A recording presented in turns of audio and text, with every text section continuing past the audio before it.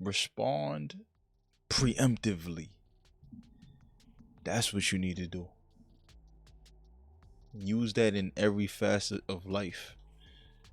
Before you crash out, you already see what the crash out is going to look like.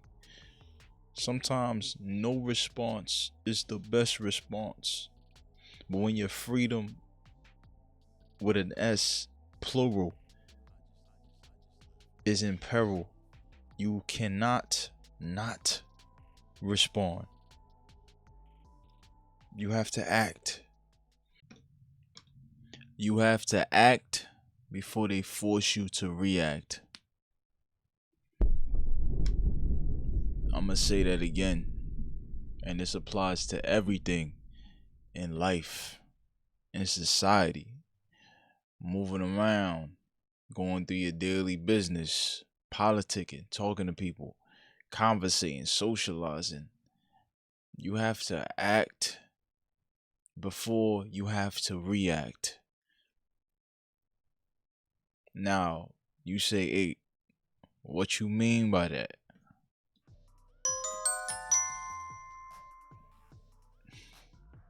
If you're forced to react, that means you're forced to play the defense. You're forced to go with your first move instead of thinking things through. Instead of you premeditating, okay, if this happens, I already know that I need to do this, so that prevents me from going the emotional route.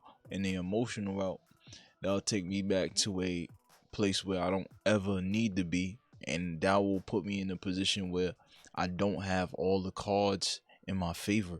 That'll put me at a disadvantage. With these societies, governments, they place,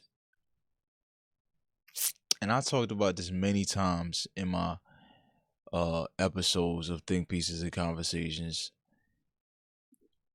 Governments cause chaos, especially dark governments. They cause chaos in order to be your savior. Exhibit A. This video that I'm about to play for you, this guy goes by the name of Keir Starmer. He is the Prime Minister of the UK. Not a guy that I never liked. I never thought he had a backbone. I always thought he was a puppet put in place to destroy the country of UK, to destroy London. And he keeps proving me right. So I'm going to let y'all hear what he has to say, and then I'm going to speak on it. You have to act before you have to react. That's the premise of this episode. And that is why today I am announcing this government will make a new free of charge digital ID mandatory for the right to work by the end of this Parliament. Let me spell that out. You will not be able to work in the United Kingdom if you do not have digital ID. It's as simple as that. Because decent, pragmatic, fair-minded people, they want us to tackle the issues that they see around them.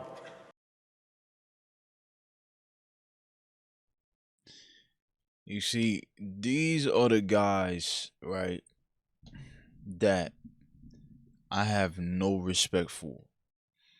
So this is a clip from whatever conference he's at, and at the bottom they quote him: "For too long, it's been too easy to come to this country illegally."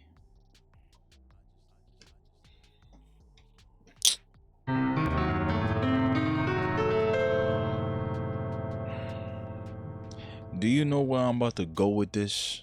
I think you do. The smart people in the front of the stage watching me talk, they pay good money to stand in the front to get their drinks to hear what I gotta say. So I think they got a good idea of what I gotta say.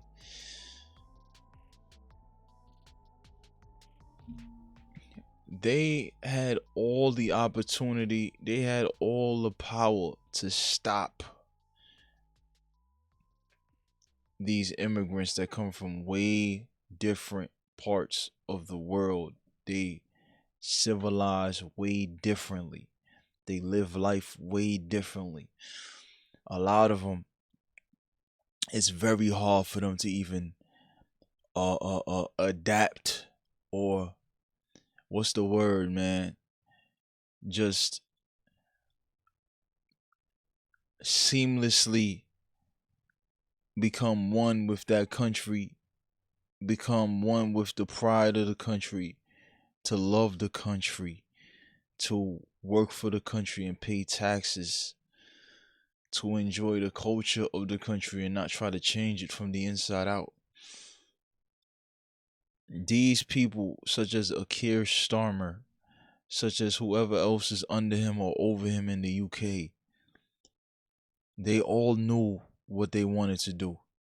They all know that this was the final few years for them to get this digital ID thing off. Digital ID is one of the myths, not the myths, but one of the legends of what a dystopian future will become when the government knows who you are, know how you speak on social media, and they could, yo, give you rights or take away your rights because of how you speak, how you talk, what you eat, how much taxes you pay, how much taxes you don't pay, the opinions that you agree with, the opinions that you don't agree with.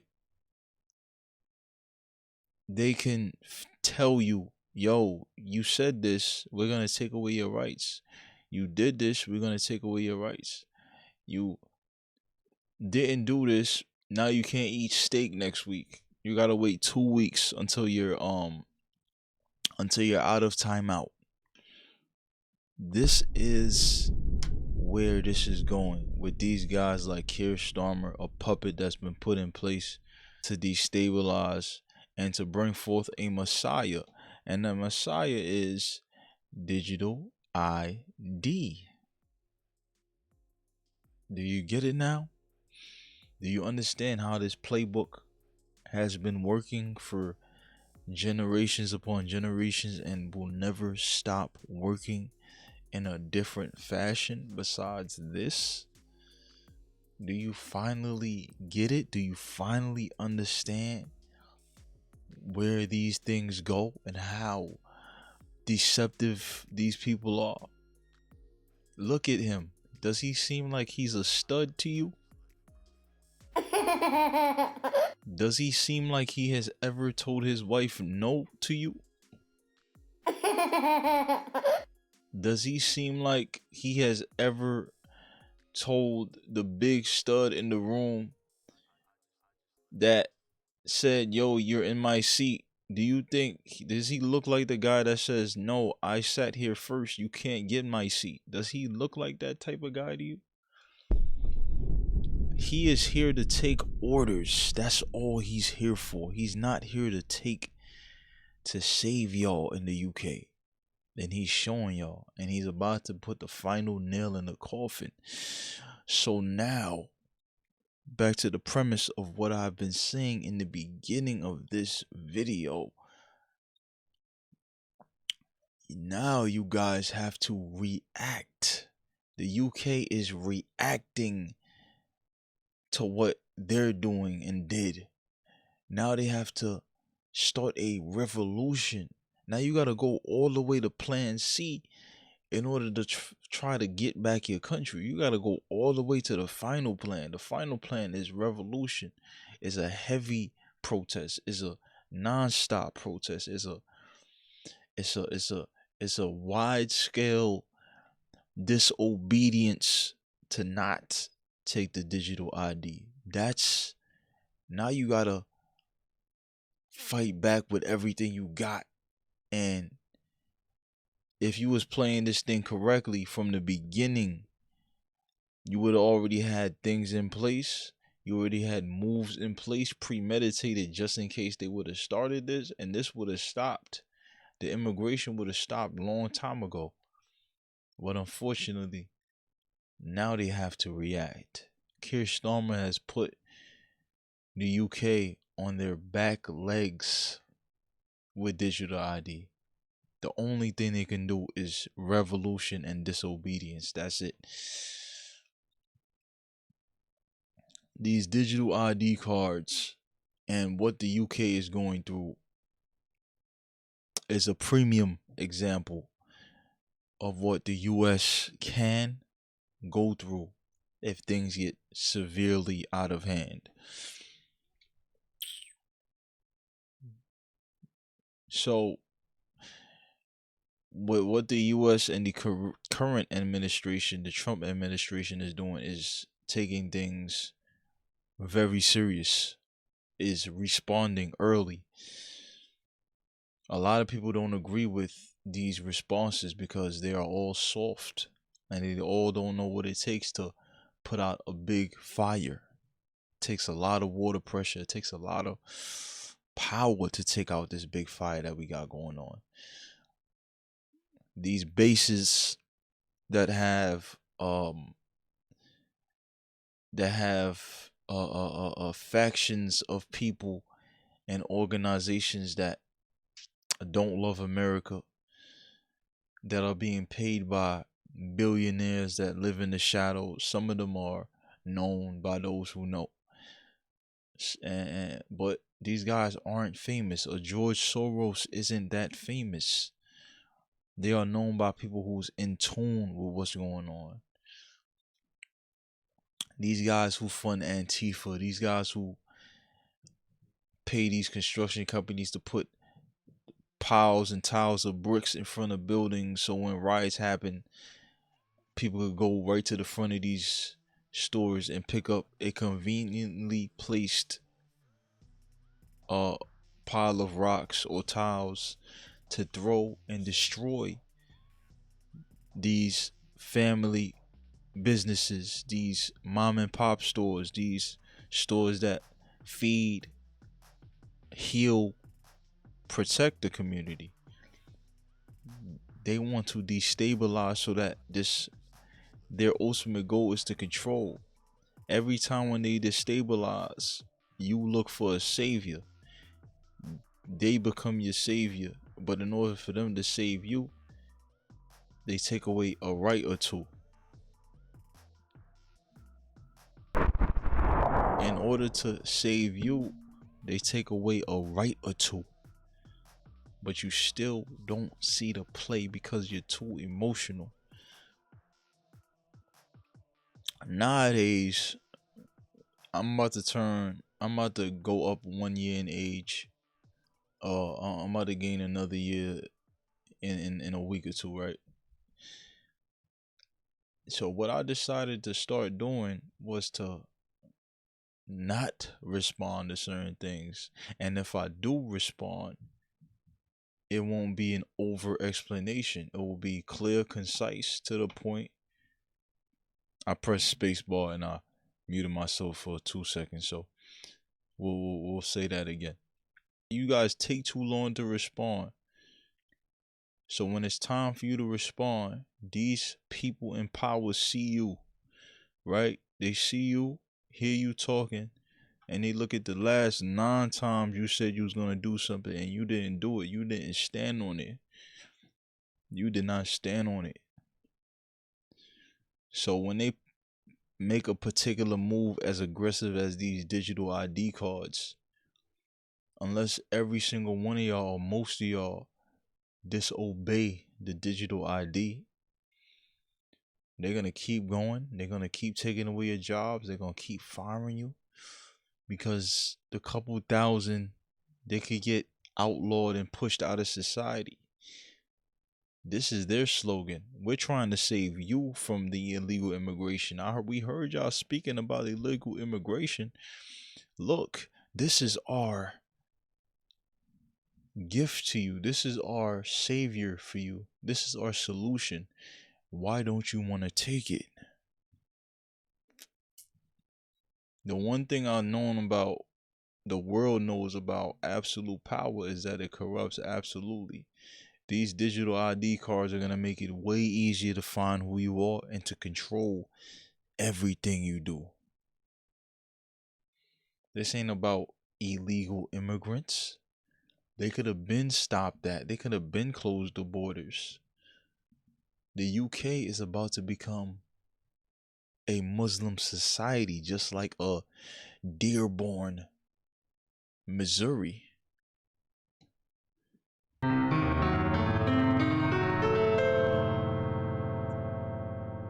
You don't understand what's going on yet, do you?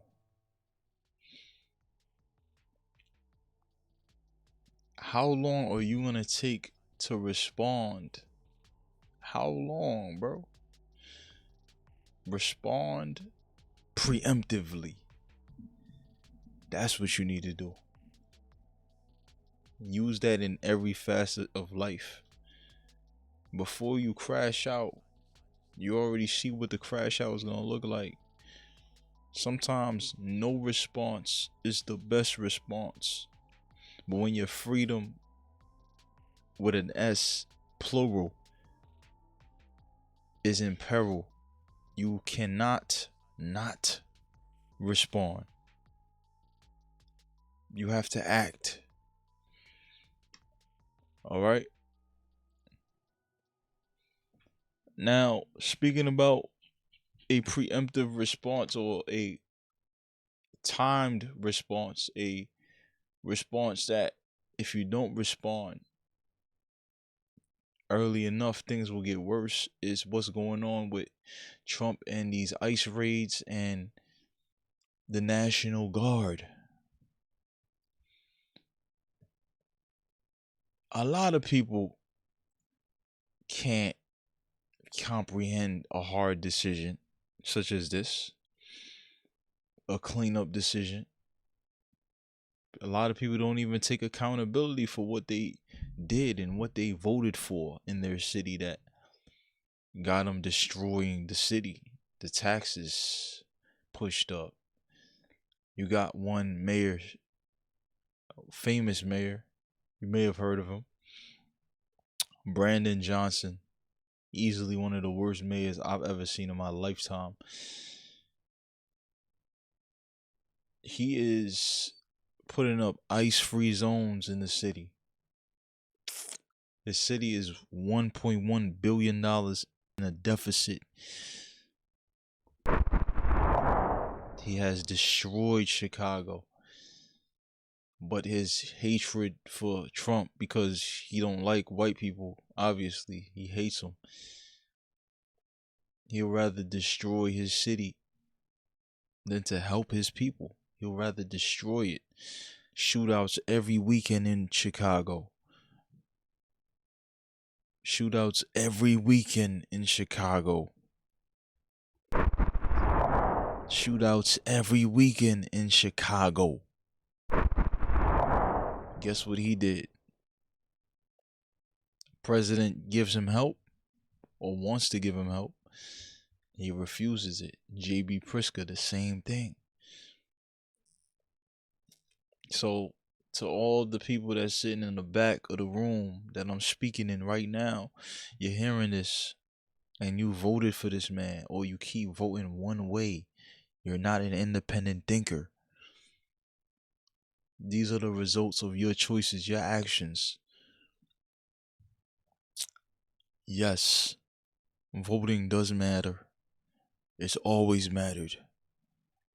The programming that you have fed into is voting doesn't matter because everybody, every ancestor, every elder in your family that has voted one way or hasn't voted at all kept walking into each of these same conversations with the same talking point, the same tired talking point. Voting doesn't matter. Why do I need to vote for? I got so much shit going on. I got so much stuff going on. I ain't got time to go vote. The hood has always been the same. We've been voting for the hood has always been the same. And then when you pull up the actual records of what percentage of the black vote actually votes, every election is in the single, maybe just touching onto the double digits. If you go into every neighborhood, it goes from just over the single digits into single digits when you go to each black neighborhood. 9%, 7%, 8% of the entire community votes. And when they vote, they only vote one way, which tells each politician that runs for these offices that they don't have to succumb to your needs and buy your vote, because you already gonna vote for them anyway. So you have no negotiating power. This is how a Brandon Johnson gets in the office. This is how a Joe Biden gets in the office. This is how, who else can I say? A Barack Obama get in the office. The king of the LGBT community, the kingmaker. He is the kingmaker, whether you like it or not. He wasn't a completely terrible president, but his full agenda, he has realized it and he has brought it into fruition. He's the reason why Oregon is how it is right now. Have you heard about what's happening in Oregon? Have you heard of the city of Oregon? I know you have. Let's pull up Mayor Johnson.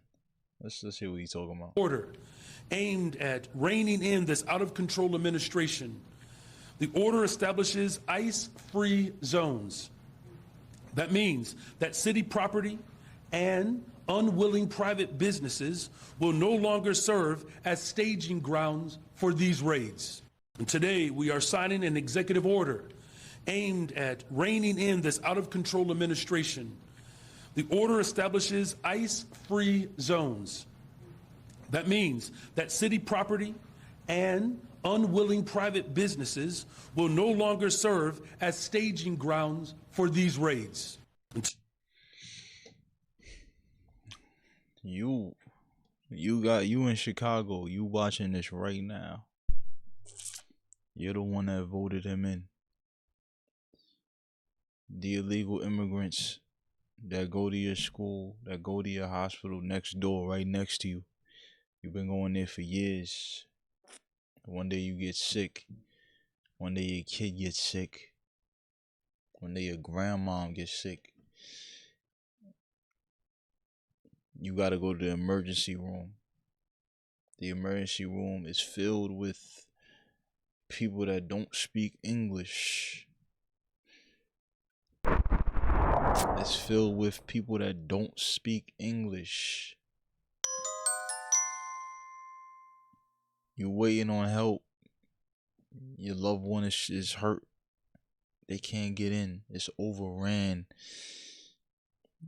Because the people that's really in power, the people that made the move to open the borders in the previous administration, they're the ones that stop your parent, your kid, your loved one from getting that needed attention, that right away attention, because you voted them in, because you're ignorant, you're ill-informed, you're emotional, you are just downright stupid. Because not just because of the things I just said before, it's this last and final thing that I'm about to say. You refuse to grow and learn and to question because you can't get out of that same mental cycle that you've been in, that your grandmother put you in, that your mom put you in. When it came to voting, you have never asked questions, a challenging question, which is a question that questions their belief in whatever they believed in order, and whatever they believed in that was right for their people or their city or their community or their taxes or their property taxes or their employment or their health care or their immigration or their migration or their safety in the city. You are absolutely ignorant, and you should be ashamed of yourself. But look, you're still alive, you're still breathing, so you have another shot to get better at this, to think outside the box, to change your friend group up. Get out of your city, start over, find a better job, work on better habits, working out, exercising, eating right, meditating, cleaning up your friend group. You have that opportunity as long as you're breathing, but you're too comfortable in your ways, set in your ways. You're scared to lose, you're scared to fail. You've been taught fear and never learned to work around it because you're a coward. How long are you gonna keep waiting? How long are you gonna stay in your comfort zone? Yeah, getting rid of friends is uncomfortable. Yeah, talking debates in politics is uncomfortable, especially if everybody in that conversation are also ignorant and you just kind of stepped out of your ignorance and you starting to question things. You starting to realize, yo, this ain't right. It's never been right. Somebody's actually in the office trying to do something about it. This ain't about good and evil, bro. You still think this is about good and evil. This is about control, power, education, what you do know, what you don't know, the tactics that's being used by every politician that keeps swindling you and telling you, that been telling you, yo, we're gonna help out the black people, or this guy is bad. You need to think that Trump is bad because we said that Trump is bad. You need to bring in these Muslims in your country to destabilize your population because we're nice and you need to do it. You need to bring in um these people from these nations that use Sharia law, that tell their women to cover up. Nah, y'all can't drive because we're nice. That's the problem. You don't need to be nice. You need ice.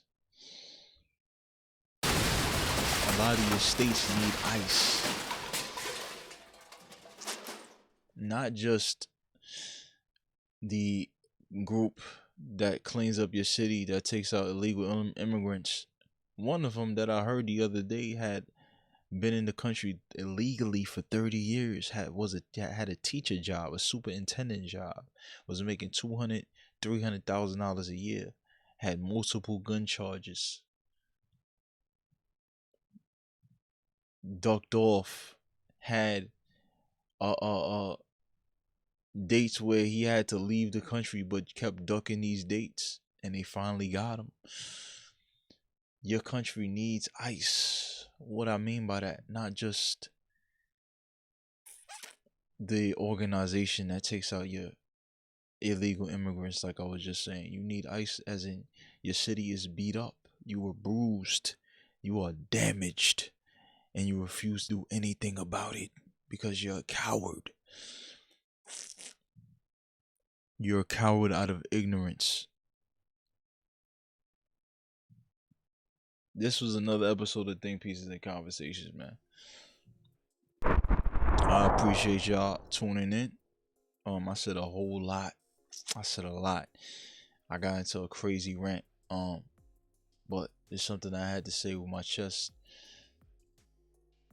I'ma holla at y'all, man. Make sure you like, comment, subscribe to the channel. Check me out on every single podcast platform on the internet. Think Pieces and Conversations. Catch me on Instagram, TikTok, Twitter. Hit me up. Don't be afraid to ask a question. I'm out of here, man. Don't be a coward.